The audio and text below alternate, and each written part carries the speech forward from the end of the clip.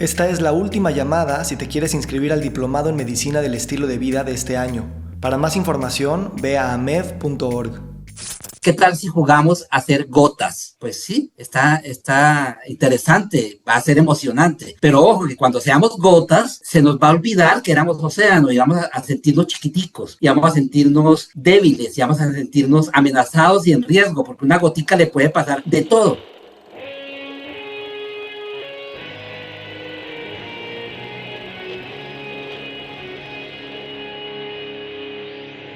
Bienvenidos a Volver al Futuro Podcast, donde platicamos con las mentes que nos impulsan a crear el nuevo paradigma de salud y bienestar, conducido por Víctor Sadia.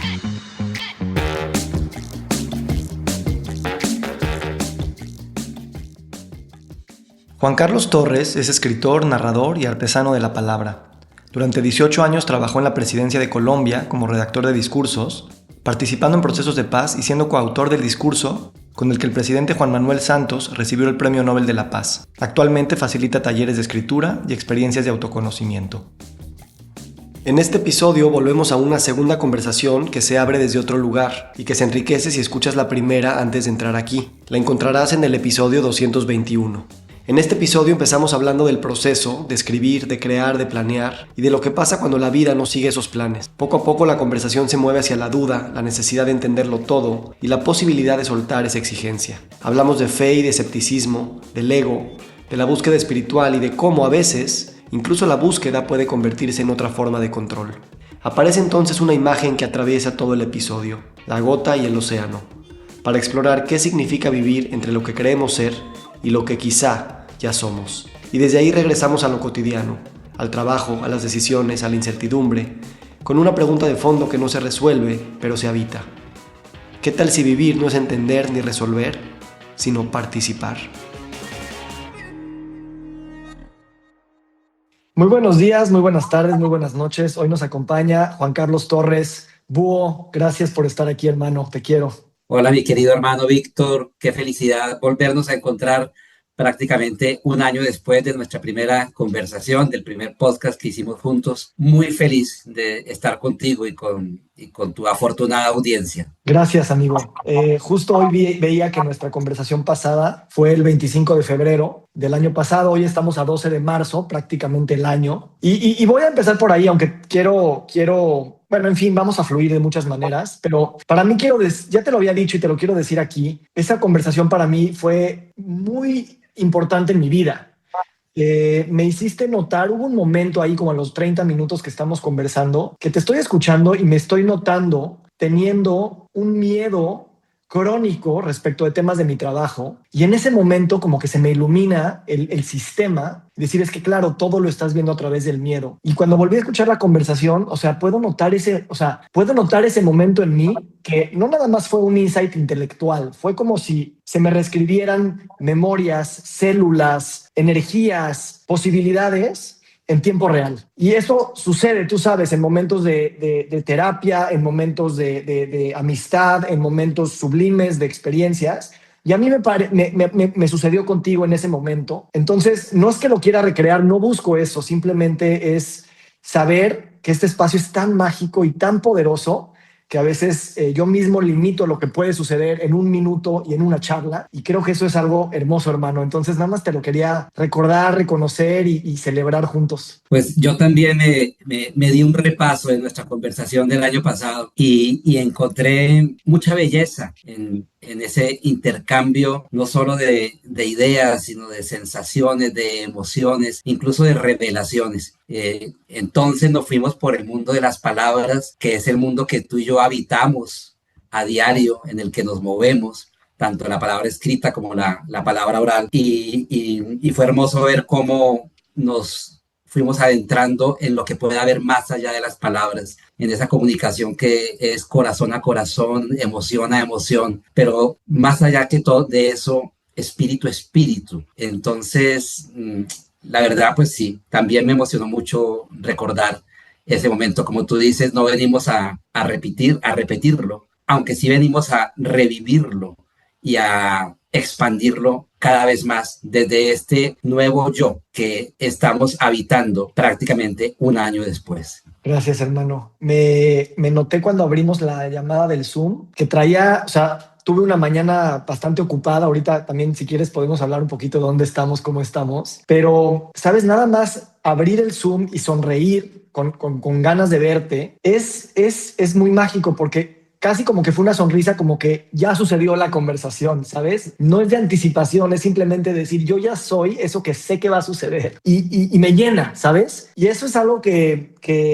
la verdad, desde que llegaste a mi vida me pasa mucho, nada más recordar tu lular y recordar tu nombre, me ayuda a recentrarme con pocas palabras, frases que me has dicho, que sí has tocado partes no solo intelectuales, sino muy profundas. Y bueno, pues nada, decirte que estoy feliz, hermano, gracias. Gracias a ti, gracias por esta nueva oportunidad de compartir. Platícame, a ver, ahora es temprano allá contigo, para mí son las casi 2 de la tarde, para ti son casi las 8.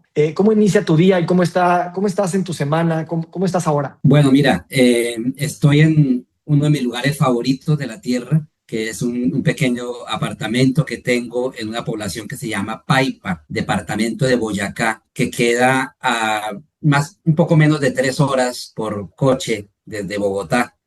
Aquí tengo mi pequeño refugio de escritor, mi pequeño refugio para dedicarme a la lectura, a la meditación, a caminar por el campo, porque esta población queda sobre un lago, el lago Xochagota. Y desde mi apartamento, pues tengo la vista privilegiada de ese lago. Un lago que además tiene una historia familiar para mí, porque hace mucho tiempo yo no había nacido. Mi papá era gobernador de este departamento y como gobernador le correspondió ordenar la construcción de este lago, que no es un lago natural, sino se creó para generar un espacio bucólico de recreación para las personas de la región y para los turistas que llegan acá. Entonces, estar acá para mí es estar en el refugio más amado de mi corazón. Y acá me despierto, porque sí, son apenas las 8 de la mañana, me despierto siempre con la emoción de abrazar un día en su presencia, de empezar con un poquito de meditación, leer un trozo de un curso de milagros, que es un libro que me guía día a día desde hace años ya, en este caso, pues prepararme para esta conversación contigo con la debida y feliz anticipación y posteriormente el día va transcurriendo a su manera, ¿no? A veces estoy aquí con mi esposa, con Maite, salimos a caminar el lago, estamos escuchando exactamente podcasts como el tuyo, o estamos escuchando audiolibros, o simplemente conversando. Vamos a leer en un lugar muy bonito que queda frente al lago. Después tengo algunas tareas que hacer, avanzar en el libro que le dará continuación a Soy Búho. Y ese es mi propósito de estos 3 meses que vienen ahora, marzo, abril y mayo, darle conclusión a este nuevo libro. Entonces, es una vida muy, muy real, pienso yo, muy de seguir el camino del corazón con entusiasmo, con liviandad y también sabiendo que no pasa nada si ese día escribes, no pasa nada si ese día no escribes, si simplemente te dedicaste a ver una buena película que encontraste en una buena plataforma, así como Movie, películas de cinearte y a discutirla, en fin, vivir la vida con alegría y con entrega a cada minuto y a cada día. Gracias por compartir. Yo ahorita te platico también de mí para darte mi contexto, pero dime una cosa, ¿cuánto tiempo pasas pensando en el producto terminado en tu libro? ¿Y cuánto tiempo es más como lo que me importa es el proceso de escribirlo? Fíjate que no pienso mucho en el producto terminado. Me he puesto metas y uno se pone metas y a veces yo hablo de los planes y digo, ¿qué es lo que mejor que tienen los planes que hacemos? Y lo mejor de los planes es cambiarlos. Entonces, son simplemente guías, parámetros que nos podemos para ir avanzando en la vida. Pero a veces viene la vida y nos distrae y nos interrumpe los planes. Y entonces pienso, si la vida está interrumpiendo o cambiando mi plan, pues no es en algo sea malo o que yo deba rechazar, sino es simplemente la vida sucediendo. Y eso también es el plan, y eso también es el plan. Entonces, sí, claro, uno tiene un propósito de escribir un libro y de terminarlo para que se presente al público este año, pero más allá de todo, la verdad es el gozo de hacerlo, el gozo de estar recordando experiencias mágicas, míticas y mitológicas, como nos gusta decir, con nuestro querido amigo común, el halcón Miguel Guillén. Estar viviendo estas experiencias, reviviéndolas en mi mente, y cuando tengo el tiempo y tengo la disposición, sentarme frente al ordenador y dejarlas ir, y contemplar después un capítulo o unas páginas y decir, ah, qué bien, estoy reflejando lo que quiero contar, estoy transmitiendo lo que quiero transmitir, ya se verá algún día plasmado en un libro de papel o en un libro virtual, pero me gozo mucho el proceso, casi que con total indiferencia al resultado. Qué hermoso, hermano. Gracias. Me espejeo mucho en ti. Yo estoy aquí en París y estoy también escribiendo un nuevo libro que inicialmente empezó como un proyecto secreto. Normalmente anuncio cuando estoy escribiendo un libro y ahora no lo hice porque pues, al principio no sabía lo que era. Tampoco quería empezar a tener lectores, opiniones y tanto reales como en mi cabeza imaginadas.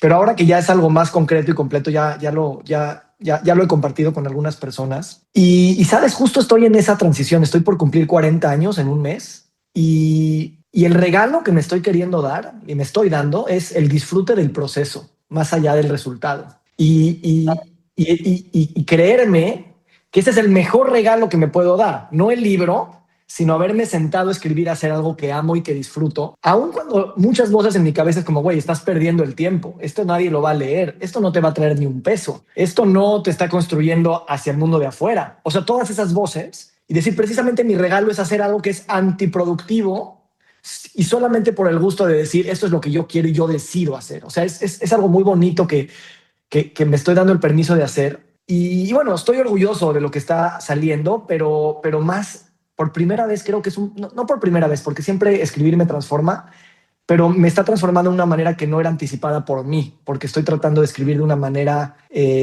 más corta. Estoy haciendo cosas no diría verso, pero sí no una prosa muy extendida. Y eso hace que cada palabra la tenga que saborear y elegir bien, ¿no? Y digo toda esta descripción no nada más para platicarte de mi proceso, sino es un espejo total de la vida, ¿no? De la simplificación, y no en el sentido de simple, sino en el sentido de no se necesita demasiada, se necesita intensidad y profundidad. Y ahí es donde no necesitamos que la vida sea demasiado larga por ser larga, sino porque lo que nos tocó, si la vivimos desde donde tú dices, esta vida que gozas, es muy, voy a decir total en su humildad. Bellísimo, bellísimo que te estés disfrutando el proceso. Y estamos, obviamente, la voz del ego siempre va a aparecer ahí diciendo, ¿para qué haces esto? Si le interesará a alguien, estarás perdiendo el tiempo. Pero cuando la acallas un poquito y simplemente dejas que esta pulsión por comunicar algo que inicialmente es para ti y después pues saldrá a las personas a las que llegue o tenga que llegar y lo disfrutas, podemos tener la seguridad de que aquello que disfrutamos nosotros escribiendo, algún día será disfrutado por alguien leyéndolo, porque ese disfrute se va a sentir. Y la verdad es que en la vida, querido Víctor, y cada vez me doy mucho cuenta de eso, pues nos hemos pasado todos los días de nuestros años persiguiendo algo, ¿no? Persiguiendo algo. Tengo que hacer algo, tengo que generar un producto, tengo que generar algo que se considere útil, ¿no? Y tengo que hacer algo que además me valide de alguna forma a mí en mi actividad. ¿Qué hiciste este año? ¿No? Muéstrame el producto, preparaste este seminario, reuniste a estas personas, escribiste un libro y lo publicaste y lo publicitaste. ¿Qué hiciste? ¿No? Estamos muy atrapados en el mundo del hacer, ¿no? Y siempre somos como el borrico que le ponen la zanahoria al frente para que la persiga, pues nunca la va a alcanzar porque se la han puesto a una distancia que no está y corremos siempre mirando y buscando esa zanahoria que no llega, que no llega. Y es una fuente de mucha paz cuando realmente decimos, es que no tengo que alcanzar la zanahoria. Es más, debo darme cuenta que es una zanahoria de trampa, es una zanahoria para que yo siga caminando. Hay un propósito que no es el mío cuando yo estoy cazando la zanahoria. ¿Qué tal si simplemente nos dedicamos a hacer y a disfrutar la vida?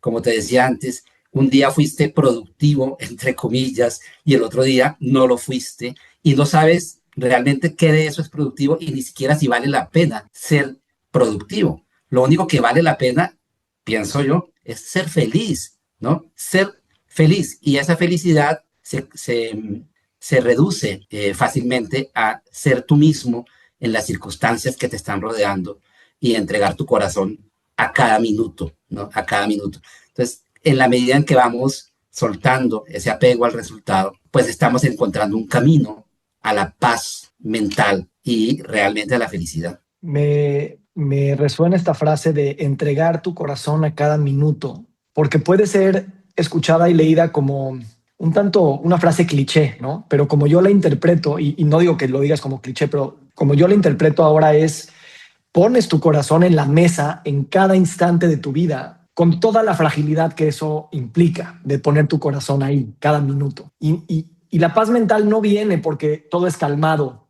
o todo es controlado. Al revés, viene porque estás arriesgándolo todo a vivir en ese momento con las emociones que caigan en ese momento. Y eso es paradójico, porque la paz mental normalmente pensamos que es estar en las montañas meditando sin problemas de la vida real, cuando mi lectura de tu frase es, no importa si estás en las montañas o en medio de un conflicto familiar, personal, profesional, económico, social, político, poner tu corazón en la mesa es aceptar que todo lo que es. Y eso es paz mental. Y es tal cual. Aceptar la aceptación radical de la realidad, la aceptación radical de lo que es. Ni siquiera llamemos a esto realidad, porque la realidad es un concepto que nos puede generar complicaciones, ¿no? Si fuera un sueño, bueno, la aceptación radical de lo que es dentro del sueño, ¿sí?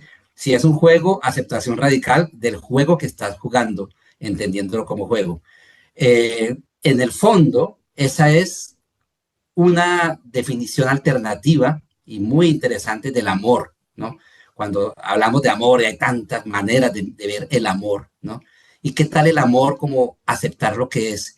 ¿Y qué tal el amor a ti mismo como aceptarte como eres en lugar de seguir buscando tu famosa mejor versión, ¿no? Aceptarte como eres es abrazarte como eres, entenderte como eres, enternecerte con eso que eres y vivirlo con mucha presencia, ¿no? Y cuando amas a otra persona, ese amar a otra persona es no te amo por tu configuración actual de forma y actitudes y por lo que me das y yo recibo, porque cumplas mis expectativas. ¿Qué tal simplemente abrazar a esa persona como es, aceptarla como es? Y ahí empiezas un proceso de amor que empieza por ti y se refleja en todos y finalmente acaba equiparándose con aceptación. Wow, me encanta también que usaste el verbo enternecerte, porque eso es justamente lo que ahora, escuchándote, me estoy viendo en la pantalla, en el espejo, y me estoy enterneciendo de mí, ¿sabes?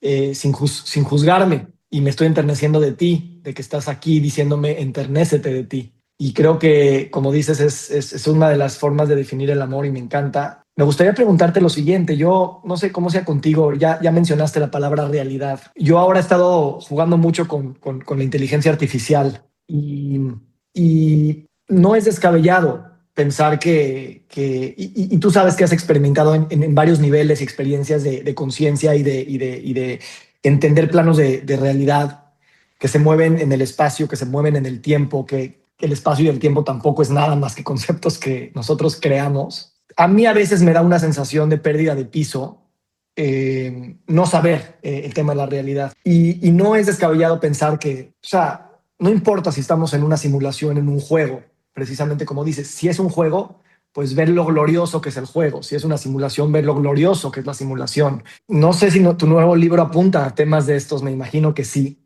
tú lo has nombrado con el gran mecanismo. Así es. Y me gustaría, sí, o sea, que me trataras de platicar un poquito de eso, sobre todo porque a mí esa ontología que es contingente, que es creada, no tiene por qué ser de menos valor, al contrario. Simplemente, como dices, tenemos que recablear lo que interpretamos cuando decimos realidad, porque eso puede ser no nada más confuso, sino también, en mi caso, desmotivante en el mejor de los casos, y en el peor puede a veces hasta me pone en lugares donde podría pensar que suicidarme, y no lo digo en el sentido macabro, lo digo como muy superfluo, ¿no? Y eso a veces me hace perder mi identidad, lo cual no está mal, no está mal porque hay que jugar con eso, pero siempre tengo miedo de tocar un borde que puede ser peligroso. Entonces, no sé qué tengo. Mira, te entiendo mucho, incluso cuando llega uno al borde de pensar en ese suicidio, que no es más que el suicidio de la razón. El suicidio de la razón cuando se ve tan pequeñita y tan imposibilitada de entender el gran mecanismo de la existencia, el gran mecanismo del universo. Y nuestro problema, nuestra infelicidad, nuestra frustración como seres intelectuales es intentar entender o comprender algo que a todas luces es inabarcable para nuestra mente humana. Entonces pretendemos buscar, bueno, ¿es esto la realidad? ¿No lo es? Y miramos el aspecto ontológico y podemos acudir, tú que eres filósofo, a todos los maestros filósofos que en la historia de la humanidad desde la antigüedad han intentado describir y de alguna manera poner los mojones de la realidad y decirnos esto es lo que es y la manera de tener el juicio real de la realidad es esta o aquella. Y ahí nos podemos perder el resto de nuestras vidas, ¿no? E inclusive llegar a la locura. Y no es casualidad que grandes filósofos pues hayan caído en el abismo de lo que podríamos llamar la demencia, ¿no? Y grandes artistas también, ¿no? Intentando captar, entender y darle un sentido a algo que desde nuestra experiencia humana es muy difícil. Entonces, más allá de que tengamos certeza o no de que esto es lo real, el sueño o el juego, es una paradoja. Y como, cuando lo aceptamos como una paradoja, dejamos de intentar clasificarlo en esquemas mentales. Mira, tengo un escrito que próximamente publicaré en Substack y se llama, creo que es la paradoja divina. Y la paradoja divina se encuentra en el Kybalión de Hermes Trismegisto, donde están las 7 leyes herméticas tan maravillosas en las cuales uno realmente, si uno se adentra en las leyes del Kybalión, pues encuentra una gran referencia para esta vida. Y en una de ellas dice o menciona la paradoja divina, y es que el universo no es y sin embargo es, ¿sí? Porque no se puede considerar que una fuente creadora del todo, ¿no?, pueda generar un universo que se caracteriza por formas limitadas y por formas de alguna manera perecederas, ¿no? Eso no tiene lógica consecuencial. Una fuente del todo no puede, una fuente ilimitada de todo no puede generar pequeñas porciones limitadas. Entonces dice, en ese sentido, el universo no es, no puede ser, ¿no? Pero sin embargo, estamos viviendo en esa forma y en ese sentido es. Y la conclusión de todo esto, ya uniéndole esto muchos otros conceptos que se han formulado de diversas maneras, es que podemos vivir lo que no es como si fuera, de manera que transitemos esta experiencia con gratitud y emoción, porque estamos transitando esta experiencia, pero al mismo tiempo con la libertad que nos da saber que en el fondo no es. Esto en el mundo de Carlos Castaneda es lo que se llama el desatino controlado, saber que nada existe, saber que nada importa y obrar como si importara, ¿no? Y yo lo he reformulado también en una frase que me surgió en un retiro de Vipassana, de meditación Vipassana, como vivir lo transitorio como si fuera eterno, pero no olvidar jamás que es transitorio. Entonces empezamos a jugar. ¿Es esto un sueño? ¿Soy un personaje en un sueño? No sé, tal vez parece que sí, pero ya que estoy en el sueño, gocémonos el sueño, obremos dentro del sueño, creemos dentro del sueño y sobre todo amemos dentro del sueño, ¿no? Quizá después despierte y despertaré con el recuerdo de un sueño feliz. Mejor que sea un sueño feliz que un sueño de pesadillas en el que estuve intentando entenderme a mí mismo y entender la sustancia del sueño, que es por definición insustancial. Entonces, en lugar de caer en esas paradojas, disfrutemos el momento que estemos viviendo, como decíamos ahora, con la presencia de nuestro corazón. ¿Lo estoy viviendo en un sueño? ¿Lo estoy viviendo en lo real? ¿Es un sueño real? Claro que lo es, porque está pasando. El sueño está pasando, pero está pasando en otra dimensión, que es la onírica, ¿no? Bueno, me puedo ir por las ramas como cuando intentamos abarcar la existencia, pero así lo vivo yo. Vivamos esto como una paradoja y sobre todo dejemos esa infantil pretensión de entenderla. Gracias, hermano. Gracias. Eh, me, me muevo un poco a este registro. Tú trabajaste muchos años en la política, con presidentes y viendo procesos de paz en lugares donde la guerra ha sido la constante. Y no digo nada más la guerra con el tono social, político de grandes masas, sino la guerra en la que miles y millones de personas viven con emociones de mucha confrontación. Y ahora lo quiero conectar con este tema del gozo y del disfrute, porque también creo que culturalmente tenemos esta noción de que el gozo y el disfrute es en el futuro, en el paraíso, en la vida próxima, cuando haya paz, cuando haya comida, cuando haya lo que sea. Y me da la impresión que perder la capacidad de pensar que se puede gozar, sea cual sea la circunstancia en la que nos encontramos, creo que también es uno de los mecanismos que hay que, o me gustaría pensar que legitimar para que a través del gozo surjan nuevas energías, surja nueva creatividad, surjan nuevos sueños que nos permitan entonces danzar mejor con esos pequeños y grandes conflictos de la civilización. Pero no está reconciliado porque el gozo se ve siempre a posteriori, se ve siempre solo para algunos, se ve solo si es después de cierto sacrificio. Y por eso el gozo a veces está muy juzgado. Esto conecta con lo que empezamos la conversación. Estamos aquí gozando lo que más hacemos, aunque sea completamente improductivo. Y al mismo tiempo, tal vez, aventarnos al gozo. Y yo te hablo desde una posición de completo privilegio, porque realmente mis conflictos son muy superficiales en relación a los de muchas personas que nacen en otros contextos. Pero me imagino que si yo no tengo ni siquiera esa capacidad de gozo legitimada y además de saber disfrutar porque estoy siempre en mi cabeza soñando, pensando, articulando, controlando, esas personas menos. Y no sé, y ahora se me viene una idea más a la mente y te dejo. Creo que eso también nos cambia un poquito en América Latina, y esto es una burda generalización, pero es conocido estos estudios donde en América Latina, en Cuba, en Colombia, en México, hay personas muy felices, aun cuando los contextos sociales, políticos, culturales son muy, vamos a llamarle, negativos en términos de los grandes índices que nos hablan de bienestar, ¿no? Y sin embargo, la gente es feliz y mucha gente elegiría vivir en estos lugares más allá de vivir en lugares más avanzados donde parece que el sabor de la vida pues ya está demasiado administrado, ¿no?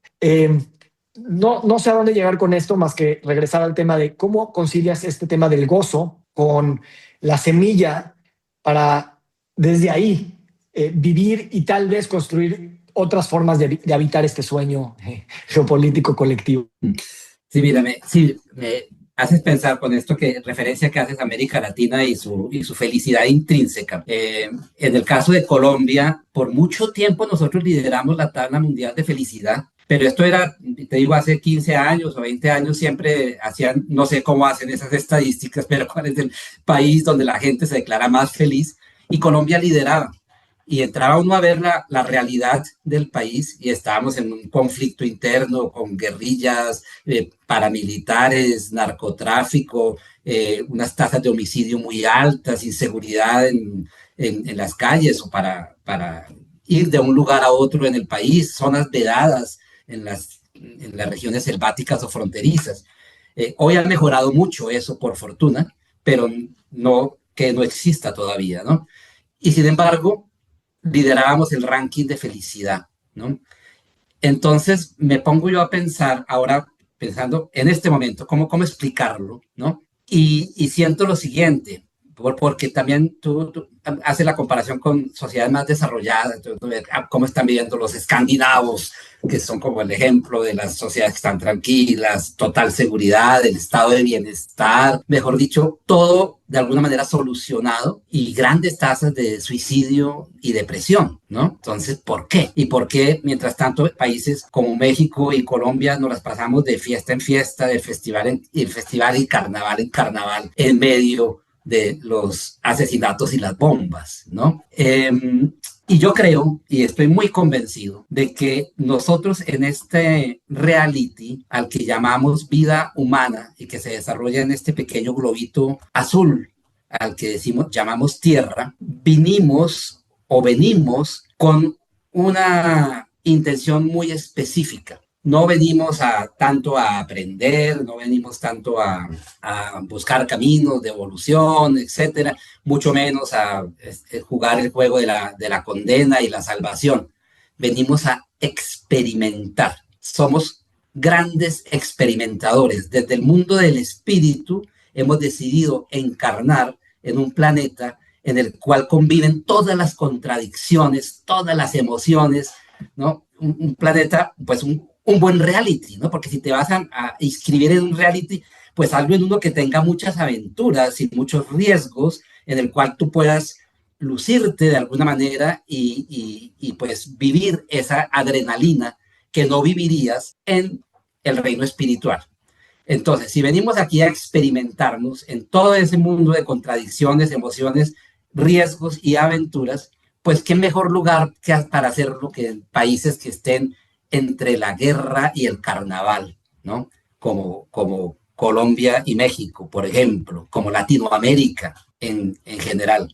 Y entonces nos sentimos vivos, nos sentimos realmente que cada día es un albur, ¿no? Uno se levanta y dice, ¿qué va a pasar? Y prende uno las noticias y escucha, y siempre hay algo extraño, interesante, amenazante o jocoso para disfrutar. Y creo que eso es lo que hace que nos sintamos felices, porque estamos cumpliendo con aquello a lo que vinimos, ¿no? Si venimos a este reality de la Tierra y nos quedamos en una bonita casa, en la pradera, simplemente repitiendo un día igual al otro, e igual al otro, e igual al otro, viene esa insatisfacción de no estar experimentando o aprovechando al máximo semejante potencial de experiencias que tiene la experiencia humana o el experimento humano. Gracias.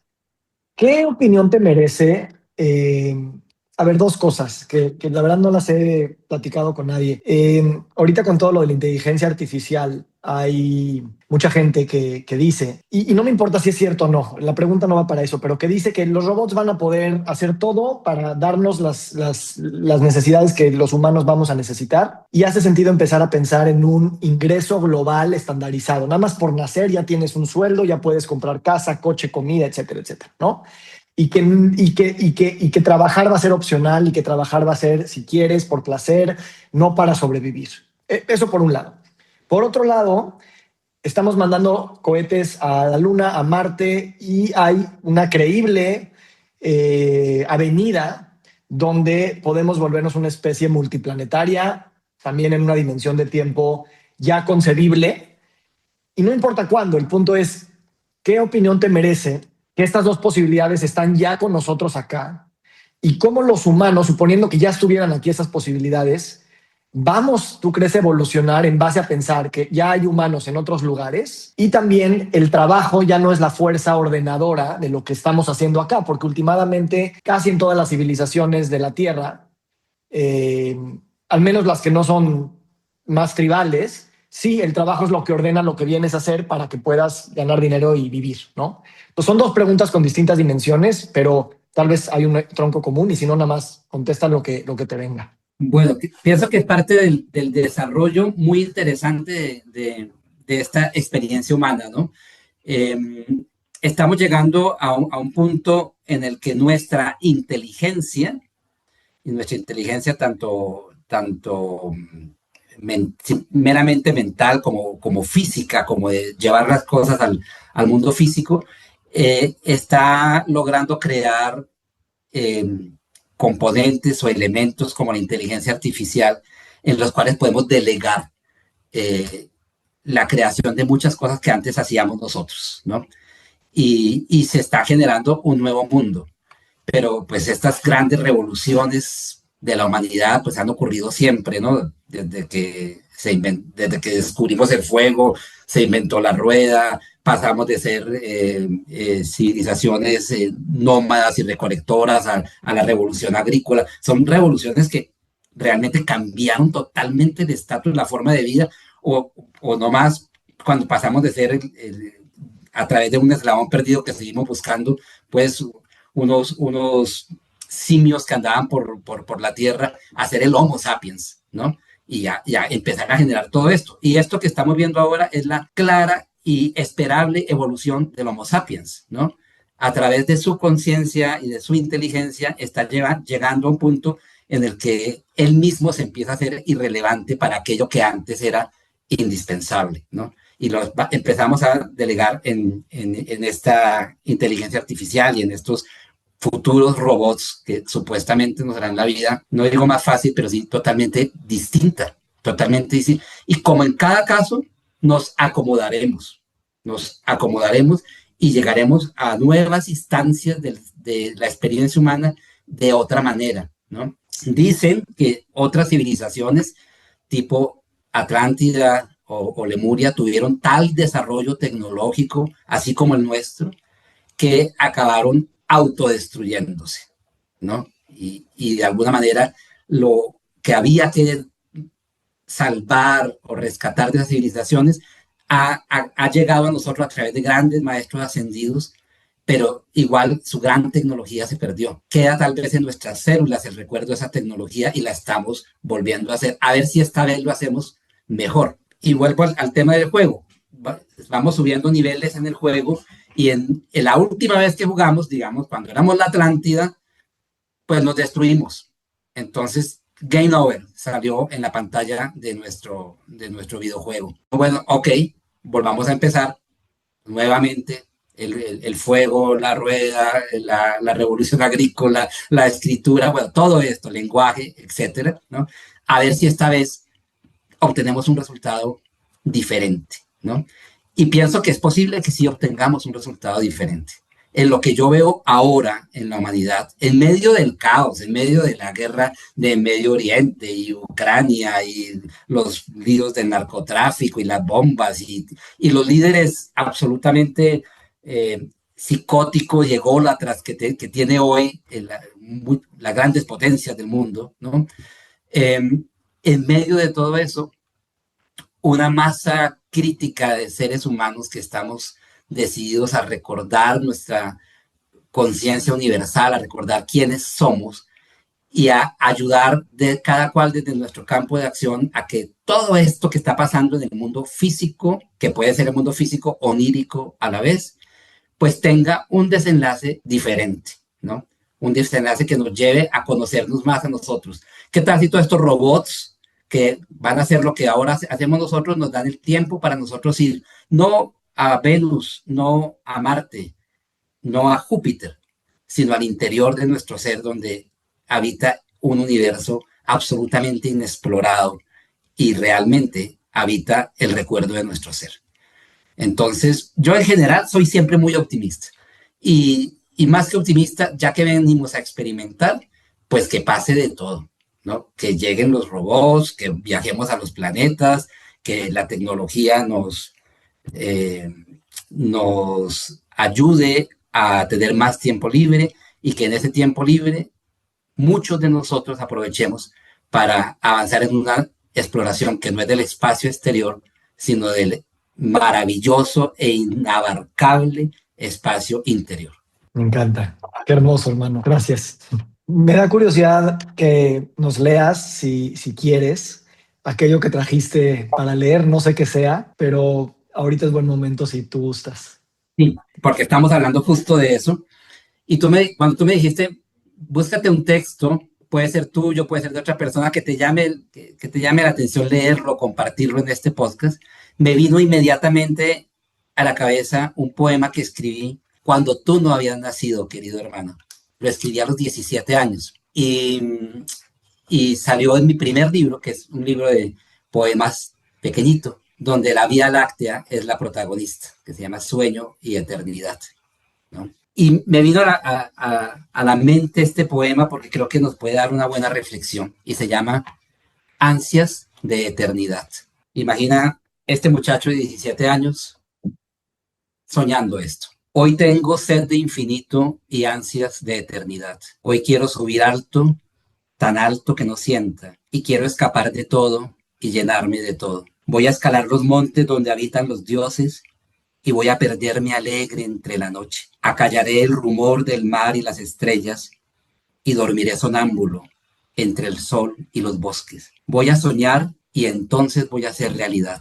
Voy a pensar las cosas para que tengan vida. Voy a pedir a Dios que descanse en un día para poder ser todo y ser nada y ser paz. Amaré como nadie amó nunca en su vida, con un amor tan grande que no pueda acabar. Sonreiré y con mi risa sonreirán los luceros y dejaré mi huella de amor y eternidad. Voy a vivir yo tanto que me sobre la vida para ofrecerla entera a la verdad. Voy a encontrar a aquella que fue mi poesía y olvidaré las horas de mi gran soledad. Haré yo tantas cosas en un día que pasarán los siglos sin poderlas borrar. Atraparé a la vida y a la paz y al amor, y cuando tenga todo, voy a entregar de nuevo su reinado al Señor.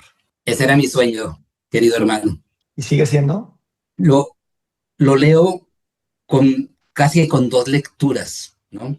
Por un lado, casi que en este joven que escribe este poema, siento el sueño de Prometeo, de querer robarle el fuego a los dioses del Olimpo para entregarlo a los hombres y que nosotros seamos dioses, en este caso por un día, por un instante, para poder hacer todo lo que queramos. Y ese es el sueño humano, ese es el sueño humano, el querer de alguna manera reemplazar a la fuente creadora para nosotros ser creadores de nuestra propia existencia, pero creadores desde un punto de vista de separación que no tiene nada que ver con la fuente creadora. Y eso es lo que nos ha dislocado de del amor esencial de nuestro ser. Entonces, ahí está Prometeo intentando ser Dios, intentando regalar el don de ser Dios y la metáfora de la humanidad.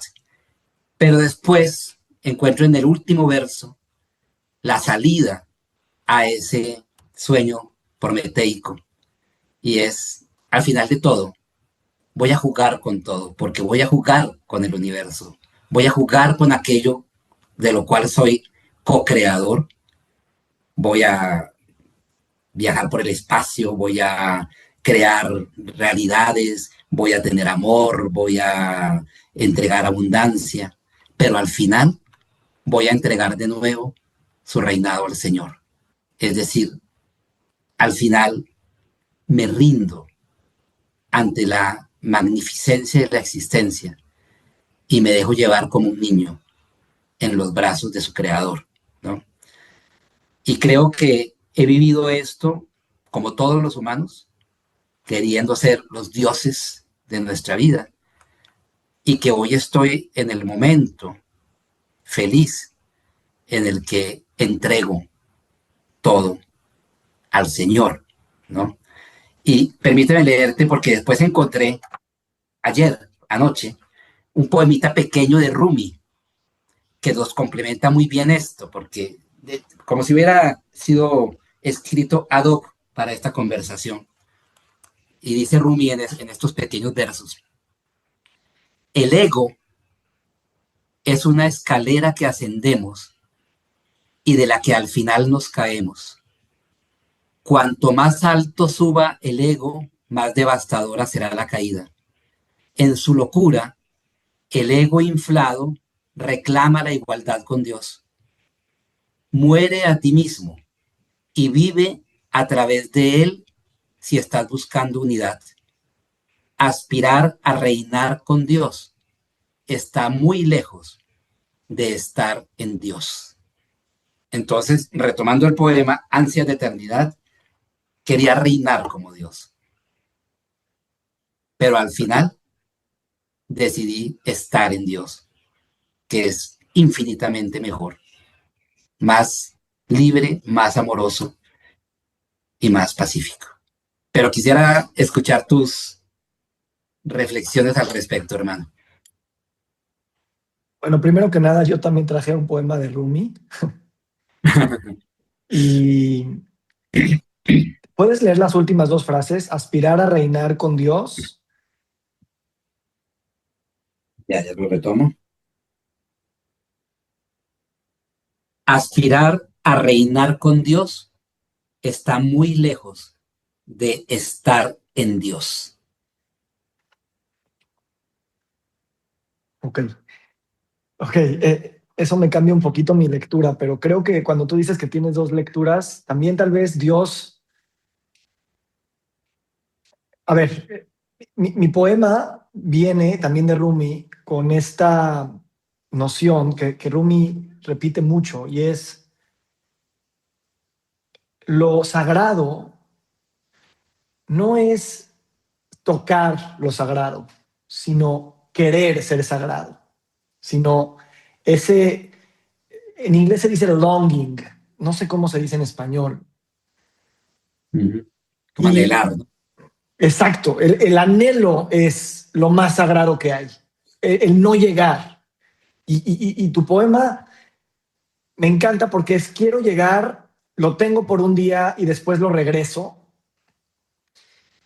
Y por eso siento que las dos lecturas son la misma, porque todo Dios tiene todos esos impulsos. Últimamente no hay una separación entre el que entrega el poder, sino el que se inmersa en ese poder, se inmersa en Dios, con la, al mismo tiempo, con la separación semántica de como si fueran dos, uno que toma y uno que da, y al mismo tiempo siempre es el mismo. O sea, y creo que es más como esas paradojas que Dios, me gustaría pensar que eso es, integra y no resuelve la paradoja, simplemente la muestra en esa, ni siquiera la muestra, sino que te hace sentir que ya estás ahí. Entonces cuando lo entregas, te das cuenta que siempre lo tuviste y al mismo tiempo que cuando lo entregas tampoco lo vas a perder. Bellísimo. Tú no puedes entregar sino aquello que ya tienes. Y si lo entregas realmente en la dimensión espiritual, no lo pierdes, por el contrario, lo multiplicas, ¿no? Porque al entregarlo te haces consciente de que lo tienes. Entonces, en lugar de, y esa es la fuente de todo sufrimiento humano, aferrarte a aquello que crees que lograste, y así sea ese lograr, es ser como Dios, ya lo logré, pero me aferro y me aferro, pues no eres como Dios, hermano, porque estás aferrado, porque sientes que puedes perderlo. Cuando lo regresas es porque sabes que ya es tuyo y que jamás lo puedes perder. Es la belleza del desprendimiento, la belleza del desapego, la belleza de decir, ya no pretendo tener una corona y reinar con Dios. Hay algo mucho mejor, ¿no? A estar entrando a la piscina y saliendo de la piscina, o la alberca, como dicen los mexicanos. Sé la alberca, sé el agua, sé el océano, ¿no? Y deja de entrar y salir, sino tú ya lo eres, ¿no? Y por eso lo puedes entregar, ¿no? Es muy bonito y como tú dices, de pronto no hay dos lecturas, sino una sola, que es la belleza de vivir el ser creador y al tiempo desprenderte de ese ser creador porque es tu esencia, porque nunca lo vas a perder, ¿no? Cuando lo agarras, cuando te aferras, es porque todavía no crees que es tuyo. Dime algo, de no saber, esa duda de no saber si tú eres eso, también es parte de su sacralidad, ¿no? También es parte de su naturaleza, o sea, guardar un grado de escepticismo, no digo de aferre, sino de escepticismo de estoy realmente entregándome, estoy realmente siendo, mereciendo, creyendo que soy eso. No sé si la duda es parte del miedo o también es parte un poco de la sabiduría de, y tampoco estoy tan seguro, pero decido creer, ¿sabes? Y creo que son dos lecturas ahí sí. El que decide decir, juego el juego y me entrego, y el que ya sintió el juego a tal grado que ya ni siquiera es una decisión que tiene que tomar para creerse parte. Y yo diría que me muevo más en la primera, que es la que sí ha sentido esa unión, pero siempre regresa al escepticismo. Pero cuando estoy en esa unión, en ese, vamos a llamarle orgasmo cósmico, que puede venir de muchas maneras, en ese instante obviamente no hay duda, pero el instante posterior siempre es, estoy fuera, podré regresar, me expulsaron, depende de mí, ¿no? Entonces, ¿cómo manejas ese escepticismo como danza también y como sagrado dentro del proceso? Pues creo que ese escepticismo es parte fundamental del juego y es la incertidumbre a la que venimos a jugar. Porque ¿cuál es un elemento fundamental de todo juego? La incertidumbre. Si tú vas a jugar, ya sea un deporte, un juego de mesa o un videojuego, pues la gracia del juego es que tú no sabes qué te va a pasar, ¿no? Que van a haber riesgos y amenazas que tú tienes que sortear para llegar al punto final del juego y ya y no pasó nada, ¿no? Es un juego. Entonces, imagínate que me encanta siempre la imagen del océano. Somos el océano, estamos felices, somos el océano, y después decimos, ay, ¿qué tal aquí, Víctor, y amigos y hermanos y todos, y 8.000 millones de seres humanos? ¿Qué tal si jugamos a hacer gotas? Pues sí, está interesante, va a ser emocionante. Pero ojo, que cuando seamos gotas, se nos va a olvidar que éramos océano y vamos a sentirnos chiquiticos, y vamos a sentirnos débiles, y vamos a sentirnos amenazados y en riesgo, porque una gotica le puede pasar de todo. Pero dentro de nosotros está el océano. No, finalmente nos vamos a acordar, o va a llegar una ola y nos va a rescatar. Entonces, ok, y salimos del océano en una ola y nos ponemos encima de una roca junto al océano como goticas, ¿no? Bueno, y somos gotas y tenemos cantidad de aventuras. La aventura de la gota en la roca es infinita, ¿no?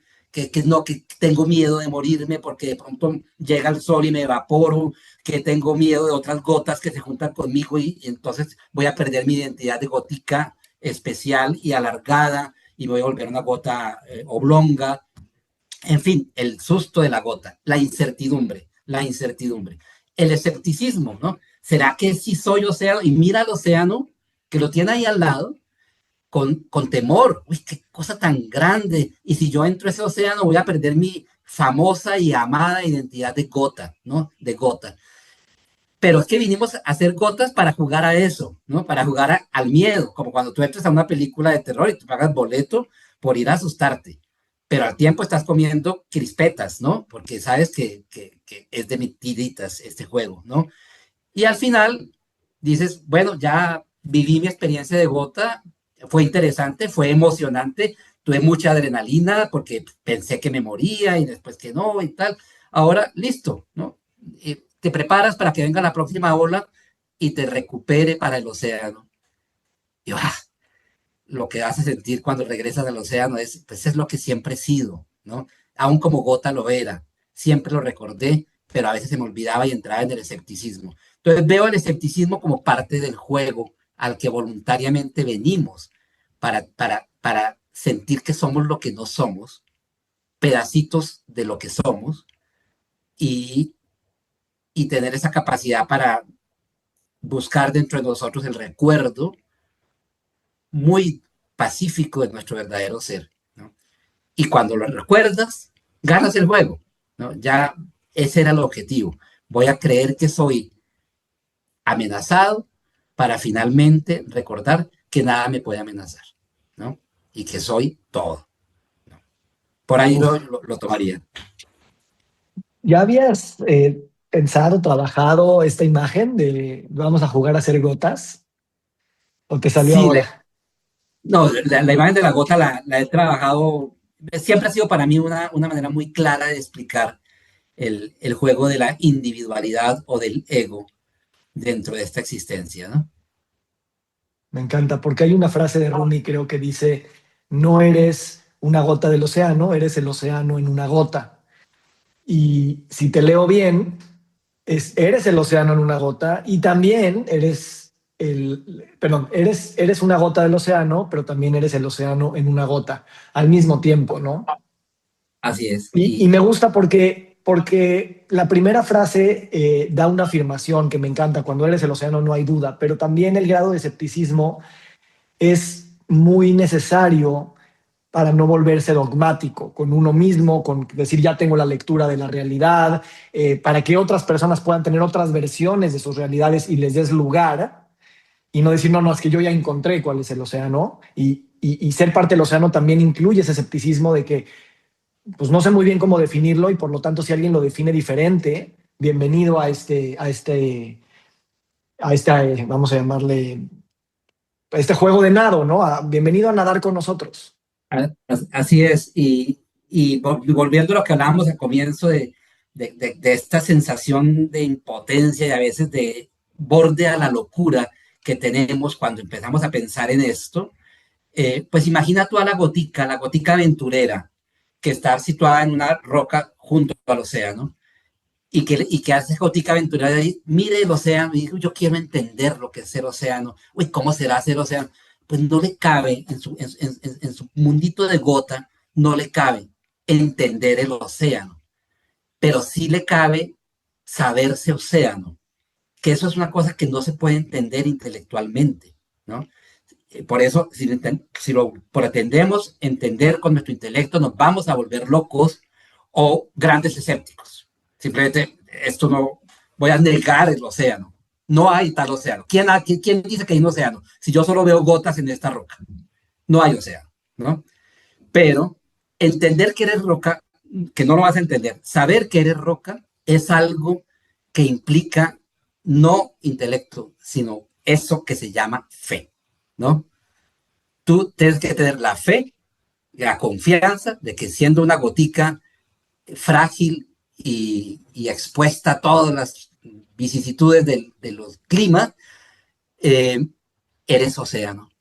Y hay unos cuantos locos que llegan a esta existencia humana a decir, Rumi es uno de ellos, ¿no? Y ni hablar, pues, los grandes maestros espirituales, somos el océano.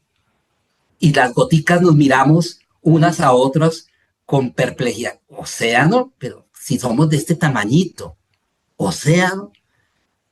Y estos grandes maestros nos lo dicen con una certeza, somos el océano. No lo entiendas, pero mira dentro de ti y sabrás que es cierto. Y eso te da una paz que nada más te puede dar. Pero ahí estamos pasando del campo de las certezas lógicas al campo de la fe. Y obvio, hay que aclarar mucho que esto no estoy hablando de una fe religiosa, ¿no?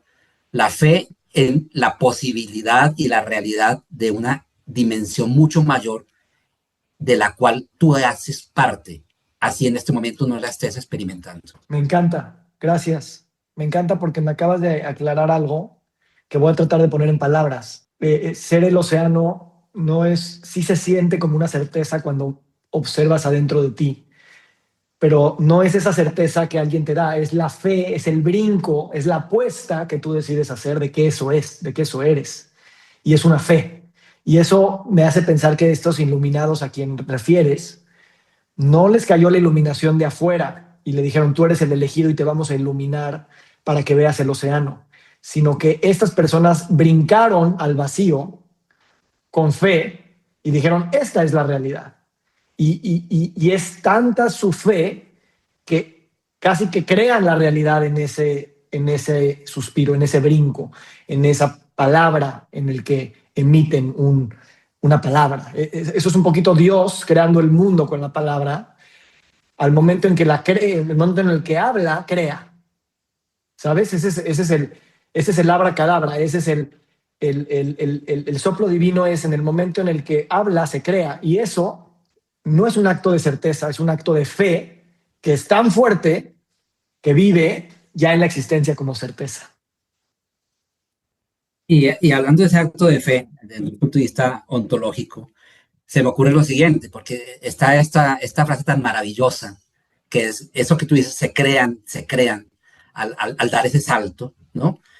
¿Y cómo se crean? Cuando le quitan adjetivos a la frase ontológica por excelencia, al yo soy, ¿sí? Entonces, la gota que está sufriendo, pero al mismo tiempo gozando, en todo caso experimentando mucha adrenalina en su existencia de gota, está diciendo una cantidad de cosas. Yo soy gotica, yo soy débil, yo soy amenazable, yo soy filósofo, yo soy abogado, yo soy mexicano, colombiano, yo soy hombre, yo soy mujer, yo soy católico, judío, todos los yo sois, todas las identificaciones. Y esa pobre gotica está aferrada a eso, pero entonces le quitan cualquiera de esos adjetivos, dicen, no, entonces yo qué vengo siendo si me quitan todo esto. Estos grandes iluminados y a lo que nosotros debemos aspirar son los que le quitan todo adjetivo a su identificación y ese salto de fe es cuando dicen, no, no, es que yo no soy todo esto, yo simplemente soy, yo soy. Y se lanzan con absoluta confianza, libertad y desapego al reencuentro con su ser, diciendo, soy. ¿Qué? Preguntan todas las goticas asustadas en la roca. Soy el que soy y nada más, ¿no? Es muy bonito verlo de esa manera te digo la verdad, es la aspiración de todo camino espiritual, pero el camino espiritual no es más que un camino existencial, de regreso de la conciencia de nuestro ser. Claro. Y no es en un momento particular de nuestra línea de vida, es todos los minutos, todos los segundos del día. Sí. Que seas en cada minuto lo que estás jugando a ser y al tiempo que recuerdes en cada minuto lo que nunca has dejado de ser. Ah. ¡Pum! ¿Y cuál era el poema que te has seleccionado, Víctor? Te lo voy a mandar, lo tengo solo en inglés. Ok. Lo voy a tratar de traducir al español porque lo quiero tener en español también, pero se llama Love Dogs, que se lee como amor a los perros, pero también perros de amor. Y equipara el longing que el perro siente por su amo como la conexión real. Que el perro llore por su amo, esa es la conexión. Es lo que decíamos hace rato de no lo tiene que alcanzar, tiene nada más que desear con todo su ser alcanzarlo. Hermoso. Obviamente el poema lo dice mejor, pero te lo voy a traducir para disfrutarlo otra vez y lo voy a mandar. Hermoso, hermoso. En cada uno de esos poemas, en cada frase, en cada verso hay tanto recuerdo que son oasis para la existencia humana, para nuestro devenir en cada día. Y, se trata de que, como empezamos esta conversación, ¿qué haces en tu día? ¿Qué haces tú allá en París, yo acá en Paipa? ¿A qué nos enfrentamos cuando queremos escribir un libro? O simplemente disfrutar con la familia, con la pareja, eh, contemplar un atardecer, disfrutar una comida sabrosa, ¿no? Una siesta, una película, caminar. Eh, si le quitamos tanta pensadera a esto, si le quitamos tanta utilitarismo de que todo tiene que ser por algo y nos debe llevar a alguna parte, y nos enfocamos simplemente en disfrutar el ser que estamos siendo, en nuevamente haciendo como un círculo con todo lo hablado, en aceptarnos y amarnos en cada momento como somos, en aceptar lo que está pasando, porque tú puedes estar caminando por los campos elíseos, disfrutando el aire en este momento frío de París, pero al tiempo en otras partes están cayendo bombas en Medio Oriente, otros están viviendo en esta misma ciudad otras situaciones, cada cual está viviendo su sueño, que es generado por sus identificaciones, ¿no? Y tú los abrazas en ese sueño y en esa identificación, no está para nada mal. Cada cual está comprando la parte y viviendo la parte de la aventura que contrató vivir, ¿no? Y bueno, sabiendo, a veces son los más valientes, ¿no? Los que se meten a, las, a los capítulos más riesgosos de este reality. Pero igual cada uno, si lo logra vivir con esa presencia y con esa aceptación de sí mismo, lo está haciendo perfecto, lo está haciendo perfecto. Y no nos pongamos tantas metas ni tanto proceso de sanación y desarrollo personal, lo cual está todo muy bien, pero si te lo estás gozando como proceso y no como meta, porque siempre que llegues a la meta, te darás cuenta que hay otra más alta y otra más alta y otra más alta y vivirás en la insatisfacción permanente. Pero ¿qué tal amarnos ya? Y si te amas ya y te aceptas como eres, vas a lograr la bendición de aceptar a todos los demás como eres, como son, porque ya lo has hecho contigo, tú eres tu piloto, tu plan piloto, los aceptas a todos como son y la vida se vuelve una explosión de amor y aceptación universal, ¿no? Y creo que eso es el sentido de todas estas goticas, vivir de una manera con presencia, con amor, con aceptación, que nos recuerde a cada instante que somos goticas y que disfrutemos la aventura de la gota, pero que no olvidemos nunca que somos océano también. Gracias, mi hermanito. Muchas gracias. Y ahora tengo una llamada con mis asesores financieros. Voy a, sin mucha exigencia, voy a intentar recordar y enternecerme con los yos que voy a empezar a acuerpar en las siguientes horas en llamadas de negocios. Y nada, estoy y soy. Gracias. y qué bueno esto que dices, porque el asesor financiero, los temas de negocios, las otras personas a las que voy a confrontar y enfrentar en la vida, es que es ahí donde debemos ser, ¿no? En el Ashram es muy fácil. En el Ashram todos estamos en una frecuencia de meditación y de recuerdo, de paz, de armonía, la música que suena nos lleva, el incienso que se esparce por el aire, todo está diseñado, la comida vegetariana, bueno, estamos en donde tenemos que estar, pero el Ashram está muy bien para unos días, pero es la vida acá la que decidimos venir a vivir y entre más difícil, más interesante para recordar siempre quién somos. Entonces, en esta charla con tus asesores financieros, en el encuentro con las personas de la calle, en lo que vemos que pasa cada que prendemos un noticiero de televisión, encontremos el amor ahí, encontremos la aceptación ahí y se vuelve la vida como un reto amoroso permanente de recordar, de recordar, de recordar. Y estaremos siguiendo los pasos de los grandes maestros que nos han mostrado el camino de la verdadera felicidad. Entonces, qué bonito ahora con tus asesores financieros y yo con mi vida diaria y los que nos siguieron hasta acá en esta loca e interesante conversación, lo harán también, ¿no? Que nos pongamos ese propósito, ¿no? En la vida diaria, en el momento, en lo que me choca, en lo que me molesta, en lo que quisiera que fuera de otra manera, voy a hallar la aceptación del amor, porque ya me acepté a mí y puedo aceptar todo lo que pasa. Que así sea. Amén. Que así sea, hermano. Qué alegría, qué dicha siempre verte y conversar contigo. Te abrazo. En estos momentos no necesito estar presencialmente ahí para sentirte aquí, así es que gracias por esto y a la próxima. Hasta la próxima. Hasta la próxima. Nos encantaría recibir tu retroalimentación de estos podcasts para continuar generando contenidos que te sean útiles e interesantes. Si puedes, déjanos un comentario en la página web victorsaadia.com.